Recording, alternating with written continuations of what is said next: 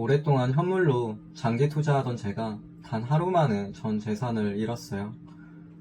단지 탐욕 때문만이 아니라 장기 투자자의 논리를 선물 시장에 잘못 적용한 착각 때문이었습니다.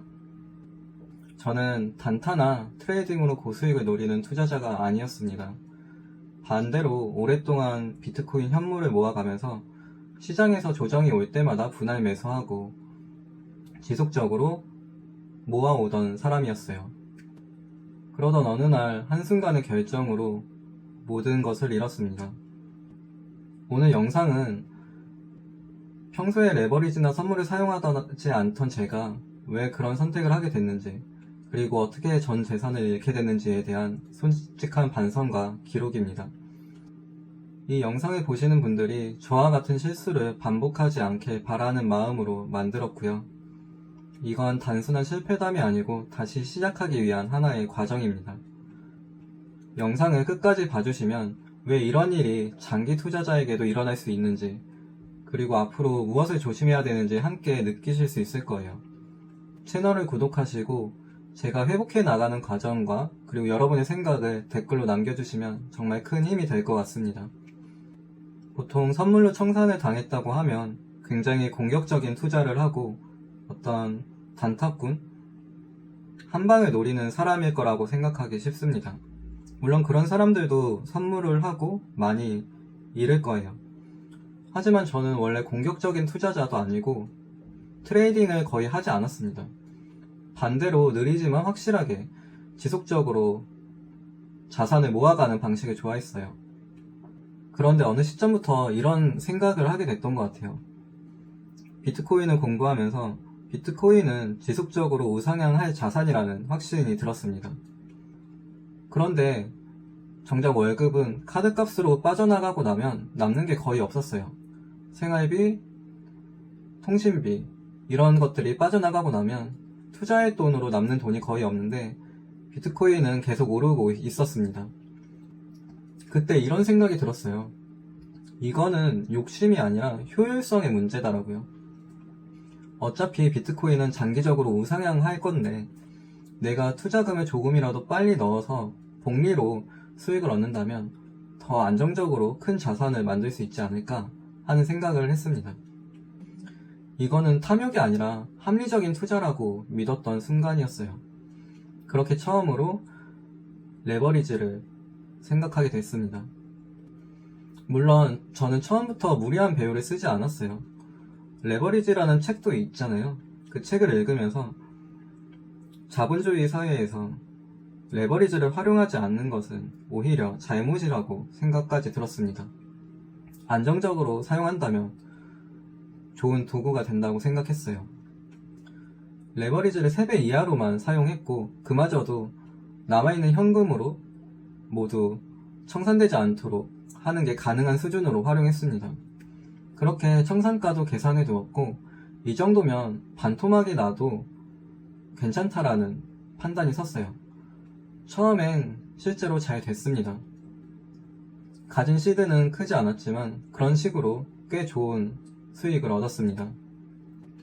그런데 그게 문제였던 것 같아요.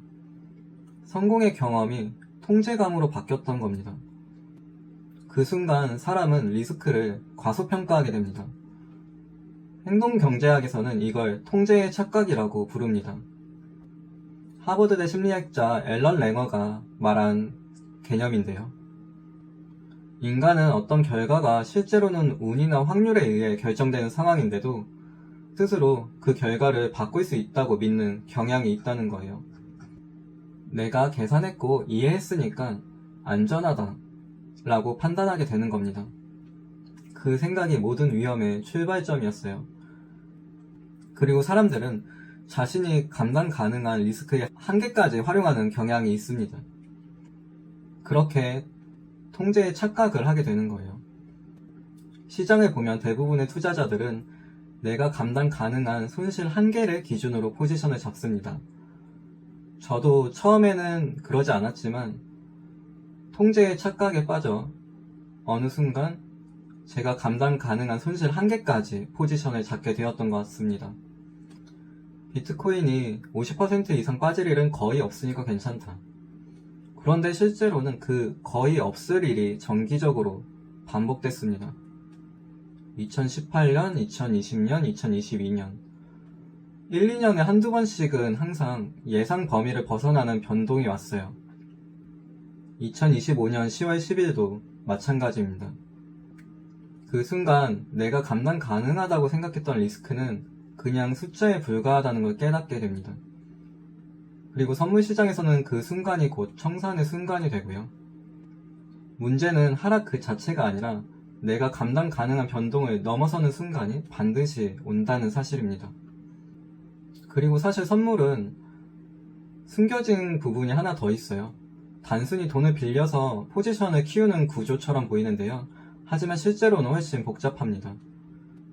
선물 포지션을 유지할 때 사용하는 담보, 스테이블 코인일지 아니면은 코인으로 담보를 잡아서 담보 자체의 가격까지 변동할 수 있습니다. 그리고 보통 롱에 걸리는 펀딩피가 계속적으로 지출되기 때문에 점점 담보의 규모가 줄어들고요. 현물과 선물의 가격 괴리도 가격 변동이 클 때는 굉장히 커지게 됩니다.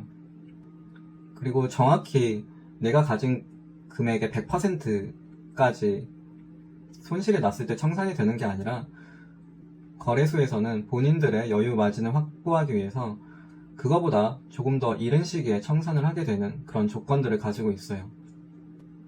이 네 가지가 동시에 작동하게 됩니다. 그래서 시간이 지날수록 내가 아무 행동을 하지 않아도 비용이 누적돼요.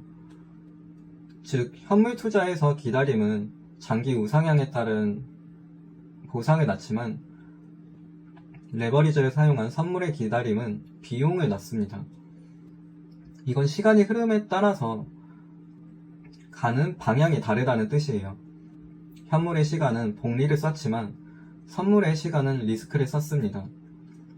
어떤 분께서 그렇게 댓글을 주셨어요. 아무리 작은 리스크라도 장기적으로 레버리지를 지속적으로 유지해 나간다면 그 작은 리스크의 확률이 누적돼서 언젠간 그 일이 발생하고 말게 된다고요. 그래서 장기 투자자에게 선물은 효율적인 도구가 아니라 시간이 불리하게 작용되는 시스템이 됩니다. 대부분의 사람들은 청산을 공포에 못 이겨서 판 결과라고 생각할 수도 있어요. 하지만 실제 청산은 감정적인 게 아니고 단지 수학입니다. 담보 가치 이하로 내려가게 되면 시스템이 자동으로 포지션을 정리해버려요.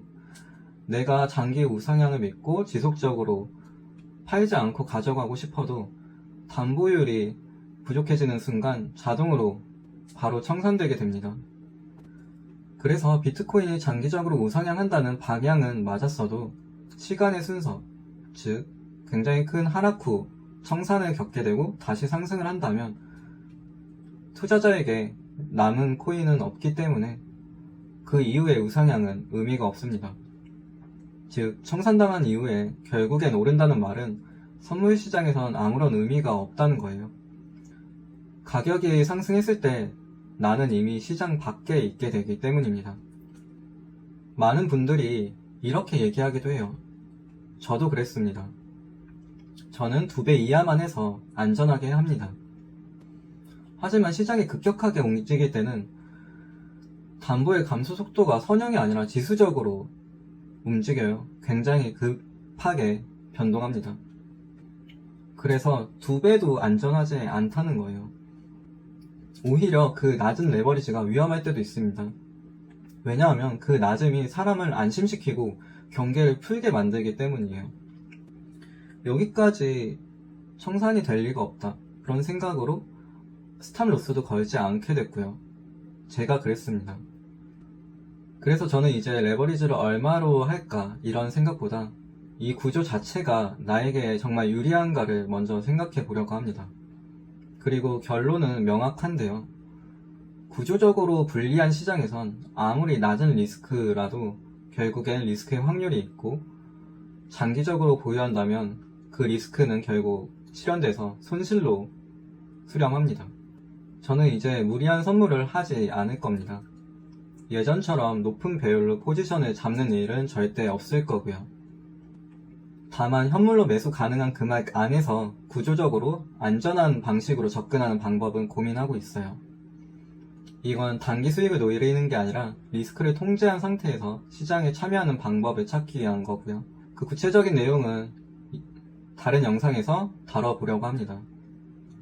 오늘 영상에서는 지속적으로 장기 투자하던 가치 투자자가 어떻게 하다가 선물을 하게 됐고 청산을 당하게 됐는지 말씀드렸고요.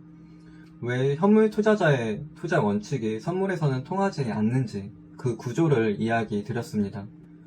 이 채널은 함께 회복하는 투자자의 기록이 되고 싶고요. 저와 비슷한 상황이시거나 응원해 주실 분들은 구독해 주시고 앞으로 제가 회복해 나가는 과정을 함께 해주시면 감사하겠습니다. 그리고 댓글로 여러분의 생각이나 비슷한 경험을 나눠주시는 것도 제게 큰 도움이 되는 것 같아요. 다음에는 안전하게 투자할 수 있는 구조를 설계하는 방법에 대해서 다뤄볼 생각인데요.